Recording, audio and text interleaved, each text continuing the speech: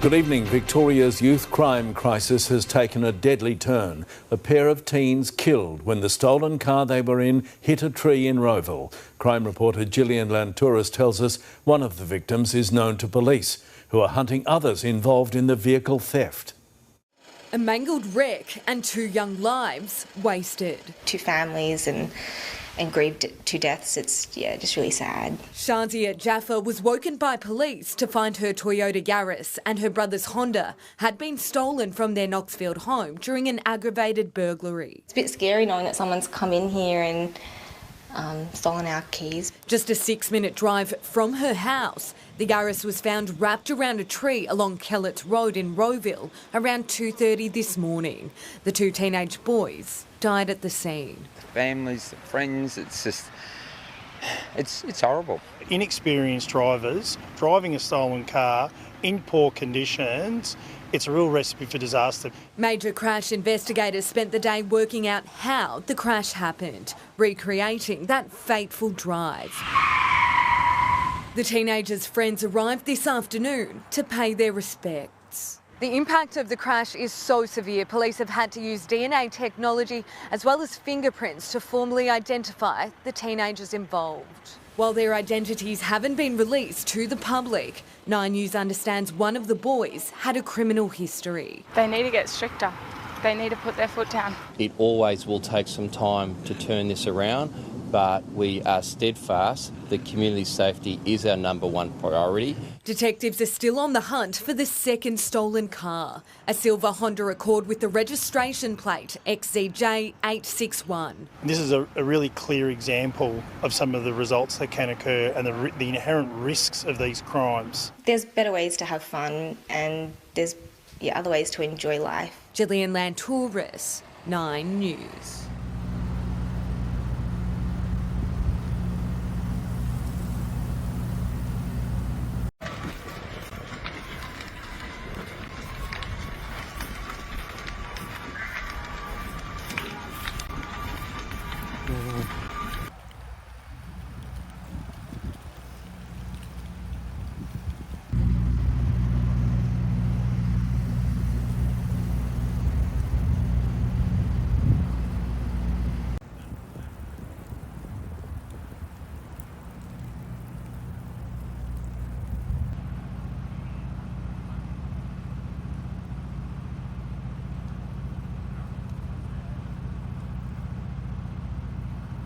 The first orbital rocket launched from continental Europe, developed by German startup ISA Aerospace, crashed back to Earth with a powerful explosion just seconds after launching from Norway's Andøya spaceport in the Arctic. This is what happened.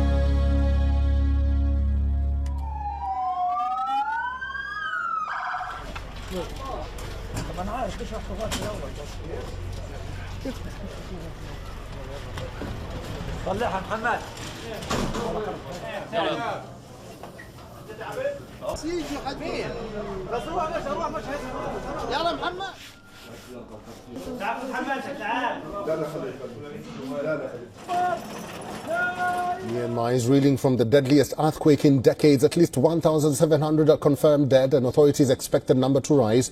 In the latest string of aftershocks, a 5.1 magnitude earthquake hit Myanmar's Mandalay. This as rescuers have mounted a desperate search for survivors. Gripped by a severe humanitarian crisis, rescuers in Myanmar are racing against time to find quake survivors in the rubble of collapsed buildings. In these visuals from Mandalay, rescuers can be seen pulling a woman alive from the wreckage of a collapsed apartment building.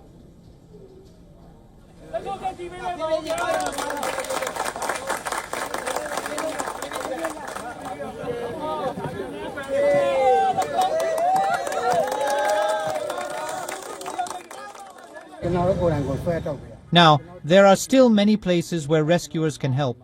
There are still many places left unrescued. Beside the moat, the rubble of the collapsed buildings are as it is. We don't know whether people are trapped under the rubble. Quite a lot of places still need help.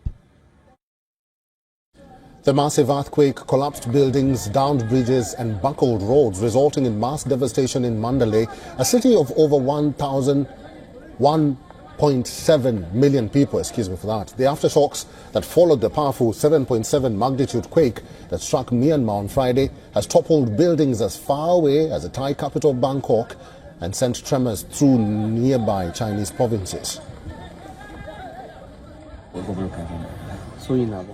At the beginning, I didn't think she would be alive because the floor they were stuck on, people have very little chance to live. I am very happy that I heard good news that she's alive.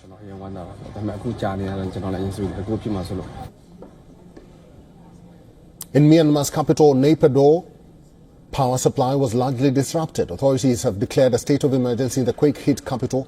The city was plunged into darkness even as rescue and relief efforts continued. The earthquake that rattled Myanmar is among the biggest to jolt the Southeast Asian nation. It has crippled airports, bridges and highways amid a civil war that has wrecked the economy and displaced millions. These are the before and after satellite images showing the devastation caused by the Myanmar quake. The images show destroyed buildings and an area of sharks completely flattened. Footage released by Myanmar's army-run broadcaster showed the damage sustained by the historic Mandalay Palace. The old clock tower, front gate and relic tower were among the landmarks on the palace grounds that sustained serious damage. Meanwhile, search operations continue on the third day for survivors in Thailand. This after a 30-story under-construction skyscraper collapsed after the deadly quake. At least 18 people have been confirmed dead so far, while 47 others are feared trapped under the rubble. Rescue teams are using excavators and rescue dogs to dig through the huge pile of rubble. Right now, our team is trying to find anyone that might still be alive. Within the first 72 hours, we have to try and save those still alive before the heavy equipment, the backhoes, come in. We and the dogs will help to try and find survivors first. The under-construction building folded up on Friday with fears that it had trapped dozens under the rubble, including workers from Myanmar.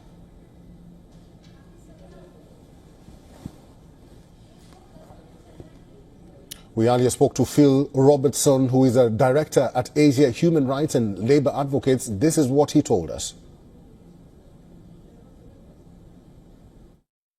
Well, right now we're seeing various different international teams going in. I think they'll be able to help in cities like Mandalay, although time is not on their side because standard practice in these kind of rescue situations after a disaster is that you have essentially 72 hours to find people in a collapsed building before they basically run out of food, water, and ability to continue to survive. So I hope those teams that have come in from China and India and Thailand and Singapore and other places like that can get there and help.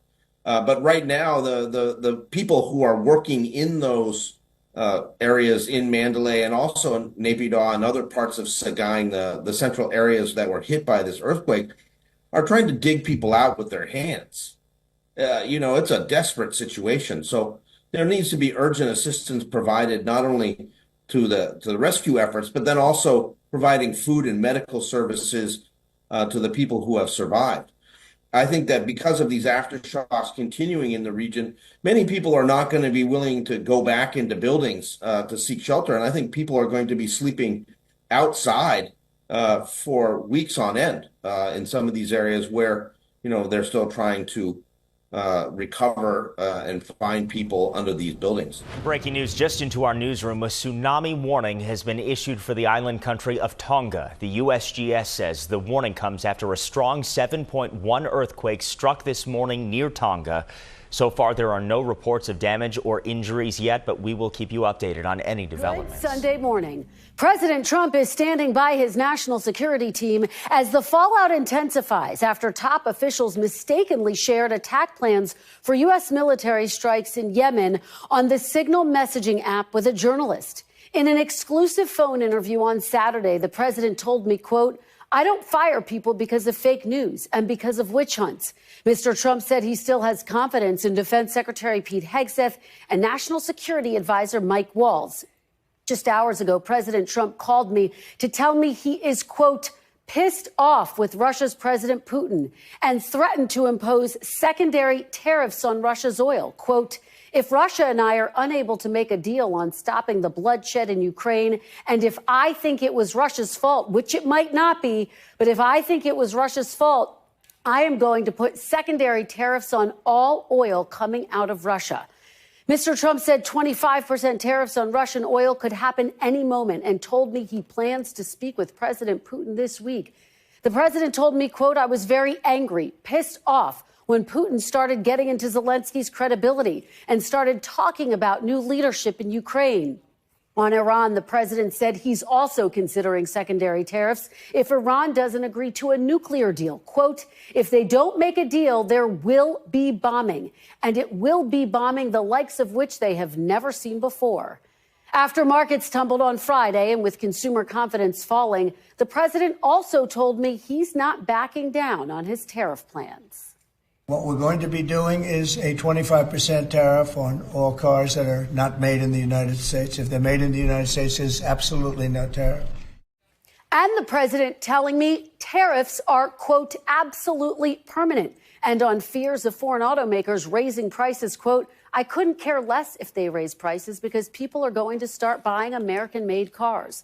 And on his vow to annex Greenland, the president saying, quote, "I never take military force off the table, but I think there's a good possibility that we could do it without military force." The White House is still on defense this weekend after the Atlantic editor-in-chief Jeffrey Goldberg says he was added to that Signal conversation by Mr. Trump's National Security Advisor Mike Waltz, where details of the plans for an attack on the Houthis in Yemen were shared with him in real time. The chat included the vice president, the defense secretary, the secretary of state, the CIA director, and the director of national intelligence. The explanations for what happened and how serious of a security breach it was have been evolving. I'm sure everybody out there has had a contact where it was said one person and then a different phone number. But you've never talked to him before, so how's the number on your phone? I mean, I'm not an expert in any of this, but it's just curious. How's the number on your phone? Well, if you have somebody else's contact and then then somehow it gets someone sucked sent in, you that it gets sucked in. Nobody was texting war plans, and that's all I have to say about that. Intelligence officials defended the sensitive nature of the content, denying it was classified. My communications, to be clear, in a Signal message group were entirely permissible and lawful and did not include classified information. There was no classified material that was shared. Was there any mention of a target in Yemen? I don't remember mention of specific targets. Was there any mention, Ms. Gabbard, of a weapon or weapons system? I don't recall specific weapons systems being named. How about anything about timing? I don't recall specific timing. Any mention of any military unit whatsoever? Mr. Ratcliffe? Not that I recall. Ms. Gabbard? Not that I recall. After the administration insisted there was no classified information on the text chain, Goldberg released the messages that included Defense Secretary Hegseth sharing specific details about when bombs would drop and when U.S. jets would take off just 30 minutes before they launched the attack. National Security Advisor Mike Waltz texted that a key target of the attack had been seen walking into his girlfriend's building that had collapsed. President Trump is privately angry with Waltz, two Republican sources tell NBC News. The Senate Armed Services Committee has requested a formal investigation from the Pentagon's Inspector General, but the FBI and the DOJ seem unlikely to investigate the matter, even as pressure mounts for more accountability. There was a crime here, and there should be accountability. This White House lies. It's hypocritical. It's corrupt. So no, I don't trust the fox to investigate the hen house. I'm also puzzled by some of the answers that were given by the DNI at the intelligence hearing.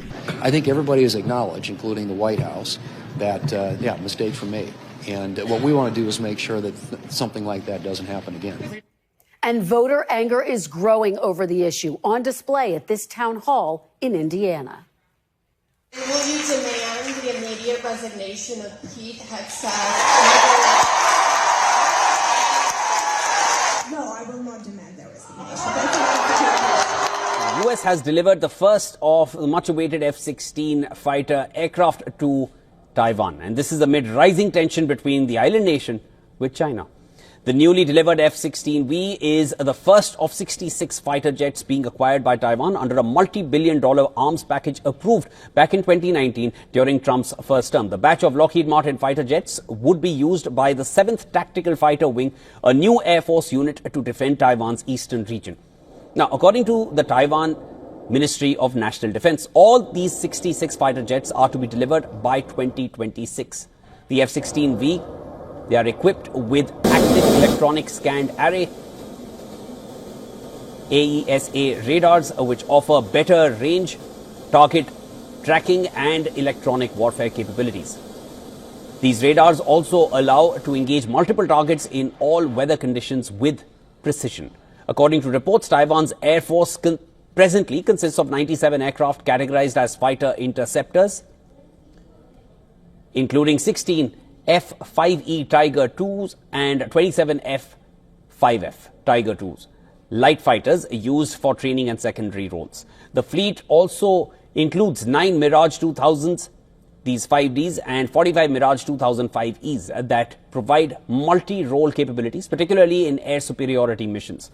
In recent months, tensions between China and Taiwan have reached new heights. As per reports, the Chinese military has deployed 2 Chinese H-6 bombers near the disputed Scarborough Shoal in the South China Sea. Coinciding with the visit of U.S. Defense Secretary Pete Hegseth to the Philippines, additionally, China has been conducting military patrols around Taiwan as a warning against perceived separatist actions by Taiwanese leadership. President Trump called me this morning. We discussed a range of topics, including the possibility of him serving a 3rd term. He's joked about it. I've raised a lot of money for the next race that I assume I can't use for myself, but I'm not 100% sure. But these were his most extensive comments yet. He told me he's not joking. He said there are methods by which you could do it, but he said it's far too early to think about it. He said he's focused on his current job. At the same time, I did press him on those methods. There's been some discussion about the possibility of Vice President J.D. Vance running perhaps at the top of the ticket with President Trump running in the number 2 slot and then swapping if they were to win. President Trump telling me that is a method. He said there are other methods. I asked if he could give me details, and he said flatly, no.